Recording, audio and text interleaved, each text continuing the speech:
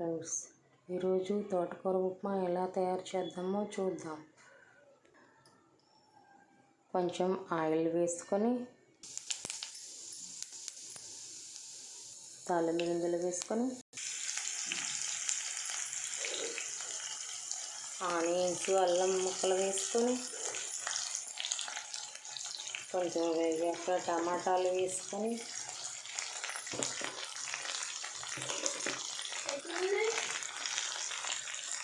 పచ్చిమిర్చి వేసుకొని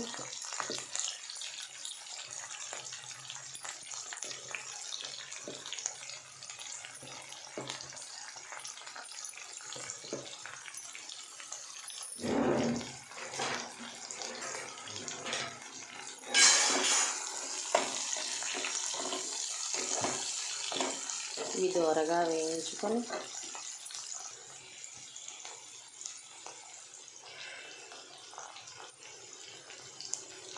కరివేపాకు వేసుకొని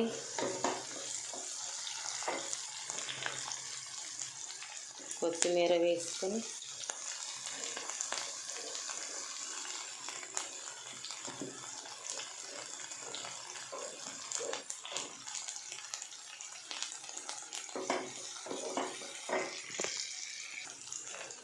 వేరుశనగపప్పు వేసుకొని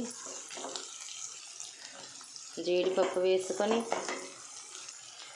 ఇవి బాగా వేయించుకున్న తర్వాత రుచికి సరిపడా సాల్ట్ వేసుకొని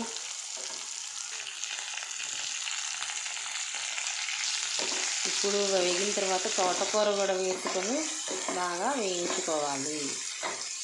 ఆకుకూర ఇలా వేగిన తర్వాత 1 గ్లాసు ఉప్మా రవ్వకి 2 గ్లాసుల వాటర్ పోసుకోవాలి.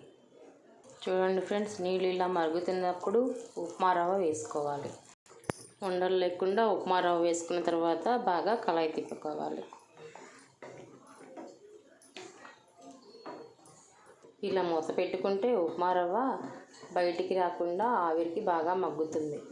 చూడండి ఫ్రెండ్స్, ఇప్పుడు గుమగుమలాడే తోటకూర ఉప్మా రెడీ. మీకు ఈ వీడియో నచ్చినట్టయితే please share, like and subscribe.